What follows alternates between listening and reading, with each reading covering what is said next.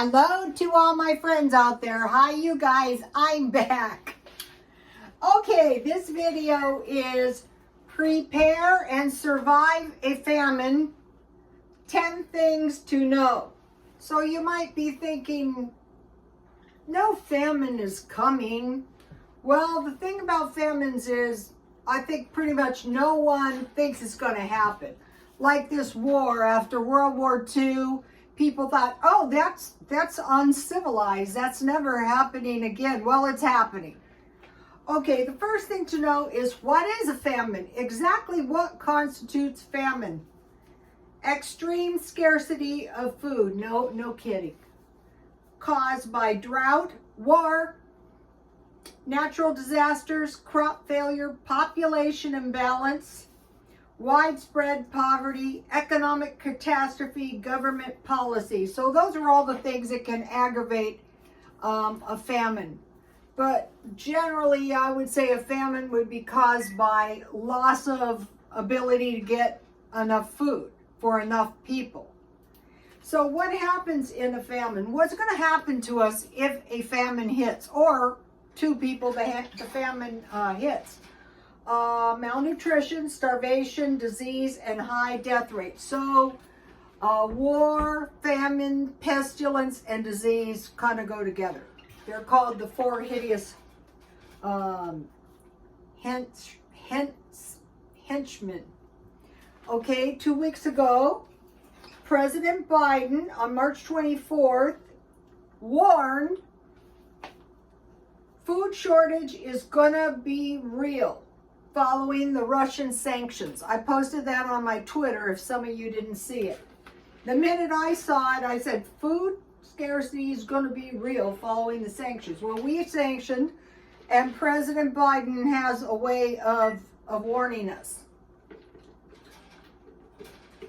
Okay, so number 3. So we're going to look back in history.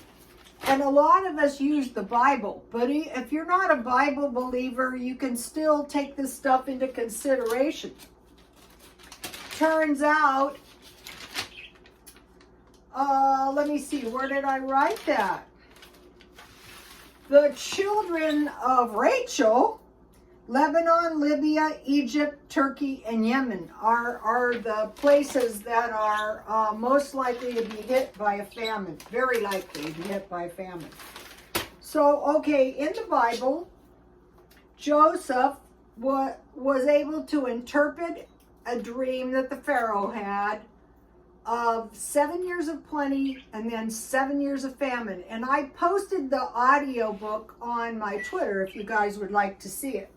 So he was supposed to gather food, a fifth part or 20% in the years of plenty. So when there's food, so you might go 20%, I can't even save $1. Well, the only thing I thought of was maybe reduce expenses by 10% and save 10%, or stockpile food 10%. So then during the famine, they dispersed the food to the people so they didn't starve, because it was a severe famine. Like what? Like corn, like grains. It was food of the land. So we go back to the land is always the cause of a famine. Grains, so bread. Okay, in Revelation 16:13, that's not what I want to do. Okay, this is back to the land. Okay, this is Genesis 4:11. So Cain brought fruit and vegetables as a sacrifice, as a offering. He was supposed to bring a lamb. He got angry, he killed Abel, and now thou art cursed from the earth, which has opened her mouth to receive thy brother's blood. So there was killing of Abel from thy hand. So Cain killed Abel. So when we see this bloodshed, that usually results in a curse. because this Cain was cursed, when thou tilleth the ground, it shall not henceforth yield unto thee her strength. So part of the curse, and the Bible says the curse shall not cling causeless, the curse was the earth would not yield a crop. So we go back up here and we go to crop failure. So even if some doers of evil are able to secure cropland, it will not yield them a crop because it's under a curse. And I watched a good video many years ago, and it said the curses are not for the good people, but the good people can definitely starve if they don't make provisions. Okay, I wanted to mention this one, Revelation 16:13. 3 impure spirits that look like frogs coming out of the mouth of a dragon. So the Egyptians, they had an idol god. It was a female with the head of a frog and the body of a human. And she was a fertility god. And so I was thinking about this curse in the end of times, and you know, there is a lot of stuff bad stuff going on with fertility, like maybe you know, some kind of cloning, some kind of interbreeding animals with humans, you know, just like secret bad stuff. So these frogs, these frog-like devils may be present on the earth now. But that's just a side note. So President Biden 2 weeks ago has said the food shortages, scarcity is going to be real because of the sanctions we put on the Russians. So what we're looking for is grains, you know. The Ukraine grows a lot of grain and food of the land. That's what is likely to cause a famine. In particular, bread. So that's why we want to stockpile. We want to stockpile flour and stuff to make bread. Okay, now the next thing I want to talk to you guys is about the widow in 2 Kings 4, 1 through 7. And I posted these on my Twitter, and there was a widow. And her sons were going to be sold as slaves because her husband died and there was debts. And so she ran to the prophet begging for help. And the prophet said, well, what do you have? And she said she had oil. So he said, gather up all the vessels you can and then close your doors and pour oil into these vessels. So finally, the son said there was no more vessels and the oil stopped. So, you know, I've thought about this a lot. And what I really think, and you know, it could be all kinds of things, but what I really think is there just was no more vessels for the oil to go into. Not that they were lazy and they couldn't find any vessels, there just wasn't any vessels. So what we want to do is we want to start acquiring containers to hold food, oil. So what I'm doing is, and this is getting hard too, is I'm buying as much stuff as I can in these glass jars. And I'm saving all the cans, and it'll drive you nuts, and all the bottles and all the big gulp cups, because I just know that this vessel thing is important. Because we're looking back in time during a famine.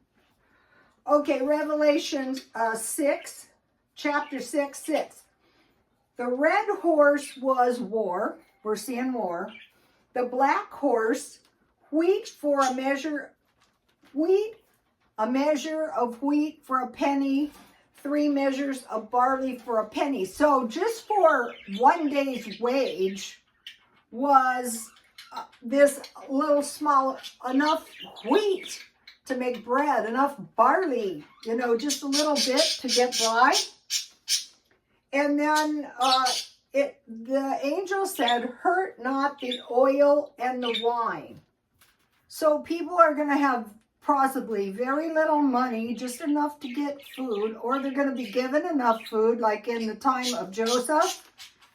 And so the angel is going to preserve the oil and the wine. So I always thought oil like cooking oil, but it's possible maybe good news for Russia, who has the oil, and then Ukraine has the wheat. And possibly God is going to protect this, but that remains to be seen. So now the Egyptians were told, store food. So I wanted to quit storing food in the worst way. I've been storing food, and I thought, no, it's not smart. So number 1, store food. 2, save bottles, cans, and bags. And like every kind of, like these, I hate to be indelicate, but could be used like for toilets, gross as it is, get it out of your living area. Just think about the Ukrainians. If they have containers, if they have bags, put trash in, or, you know, okay. So with these bottles, you could put clean water and food, or with the bags, waste. And you want large trash cans. I dreamed of people throwing cans. I'm storing cans. They last forever. And they're not easily damaged. Okay, buy clothes for 10 years. So you might be thinking, that is ridiculous. The time to prepare is before things are scarce. So I bought this lovely shirt. I can get a couple years use out of it at the thrift store. Today, I bought another pair of jeans, so I need 2 jeans. These clothes are for just wearing around. And then when I'm done with them, I bought these for $7. And yesterday I bought a pair for $2, so that was $9. So say $4.50 each. So that's enough for 3 months. And so I have about 4, so that's basically enough for 6 months. So we want to just keep storing little by little by little, and then, you know, sell them when we get done. Pants, coats. I bought this coat very, very cheap. These last forever, and when I'm done with this, I can sell it. Or I can sell it if I need money. And shoes. I bought 4 boots, so I usually need 2 boots and 2 slip-on shoes, you know, loafers or something for a year, so I have enough boots for 2 years. Okay, and then blankets, kitchen stuff, because that's easy to sell, camp stoves, and heater. Okay, so now gasoline is high, so we want to try to keep our cars full of gasoline and in good running order. They're saying one of the big problems in Russia is going to be cars. Let me give you a shot in case you didn't see. You never know how these videos. Here is the food that may be getting sparse in Russia. Possibly, God knows, anywhere. I would start out maybe storing those. Okay, plants. Okay, what I'm trying to do is start a little plant business where I sprout the plants, and then once they're up, I sell them. So what I'm doing is now, these are little cactus plants. So they just sprout out on one side of the cactus. And so then I'm going to grow them, and then, you know, I'm going to sell them. So you're probably thinking, well, so what? Well, for $1, it helps pay my way in. Also, I'm going to be selling vegetable plants, and I want to get the hang of this now. I'm growing windowsill garden and plants in my backyard, and I will show you. Also, I'll be selling, you know, various produce and stuff. I will show you. I want to start a little like traveling salesman business. You saw the big box of junk that I unloaded from my kitchen. That is the perfect stuff you want to hoard so you can sell if you need money. Okay, now I just want to talk to you a little bit about possible stockpile items. Flour, corn flour, oil, grapes, because you can make grape juice. I'm going to be getting some grapevines. They won't grow it, my sons. The gophers love them. Juice or raisins, sugar, salt, yeast, beans, rice, barley, tomatoes. I can't show you my tomato sauce because I drank it all. It tastes so delicious. Sauerkraut, potatoes, onions, oatmeal, apples, lard, bacon, pasta, dried meat, coffee, and salt pork. Here's a little list of stuff if you're new to stockpiling. Taking special things of food grown from the ground. Okay, avoid wasting. One of the best ways to do that is just make one portion, like one sandwich with a small fruit and a small vegetable. For a meal, one meat, one vegetable, one carb, one fruit, one milk, and one bread. That would constitute a meal. There's no leftovers, there's no wasting. One potato, one apple, you know, just start. Okay, small pots of food, soup, bean stew, and bread or cornbread. Okay, rice, like a quarter, for one person, a quarter cup rice, vegetables, meat or egg, salt, pepper, and sugar. So you take your rice and you fry it in a little oil, and on the other side, you maybe cook a little meat, a little egg. You mix it up with vegetables, and you season it with salt, pepper, and sugar with soy sauce. All right, let me give you this. And then I want to talk to you about be ready to evacuate. Okay, one of my customers survived the chemical attack on the Kurds, and I said, my God, what did you do? And he said, well, when we saw the helicopters coming, we got in our car and we ran for the mountains. So don't ever say, oh, it's too late. And then on this Ukrainian, you know, the Russians were going to attack. The women, the children, and the elderly should have been out of there because they weren't really, what is the word, contributing much to the war effort. So it would be better to evacuate if that was you. Another thing is if you have no food in your area, maybe evacuate. Like in California, we have liberal social services, but it's just so expensive to live here. So if the area is too expensive, you've got to consider cheaper options. And if the environment is dangerous. Okay, I ran out of La Mesa after the riots because I thought this is nonsense. Okay, so that's some things, that's 10. Okay, now I want to talk to you. Okay, I'm still stockpiling, so I bought these olives because if you have a little bit of meat with olives and cheese, you can make a decent little batch of enchiladas.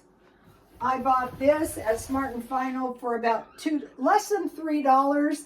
This is good if you're going to have some acidic food, or you know, even for you know, cheese making, or what is this, like to protect your water. Like Alexander the Great put vinegar in the drinking water to protect the troops from disease. I got this today. You know, a little tea is better than just water.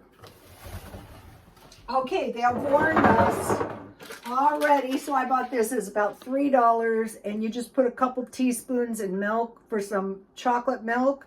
And they have warned us that the demand for chocolate and coffee, so like when they warn us the time to take steps is now, chocolate and coffee, the demand is outstripping the amount of products. So I bought this. Sugar, we've gone over sugar, but these are pretty nice. I think I bought 5, but I just bought 1 today. These honeys, you know, you can use this like sugar. These are fake honey, but I use these in granola, and I like this because it's not in the refrigerator too long. And then, you know, they're saying watch out, maybe some, you know, medicine shortages, so I bought 2 of these.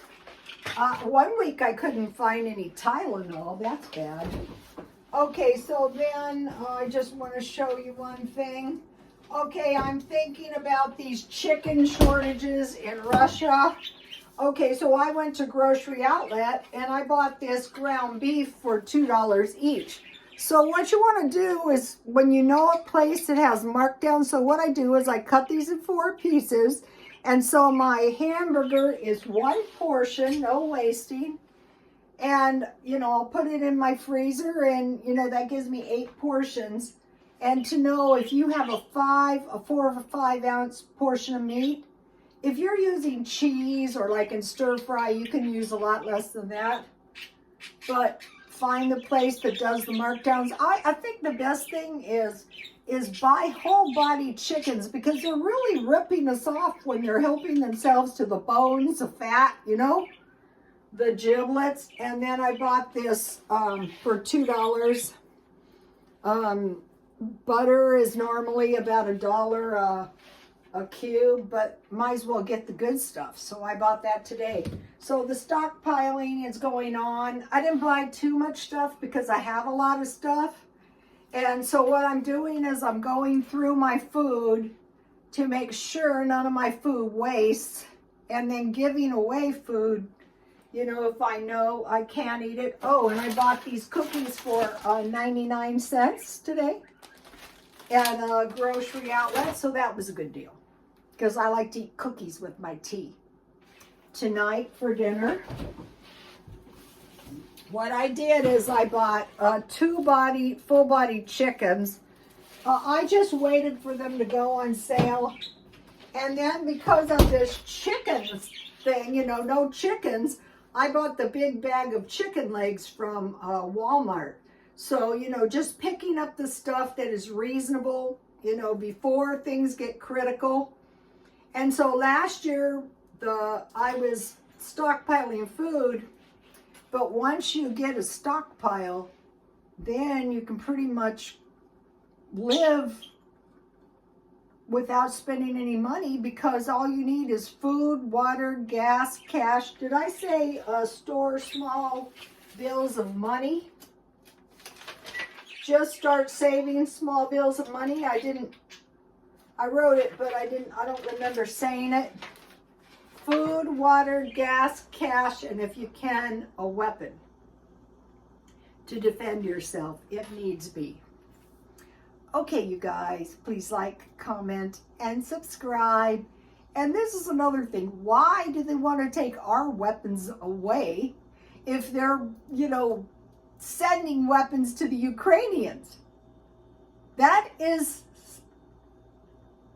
illogical. All right, you guys. God knows what's coming out of his mouth tomorrow. Please like, comment, and if you have any good advice, please leave it under the comments. God bless you all.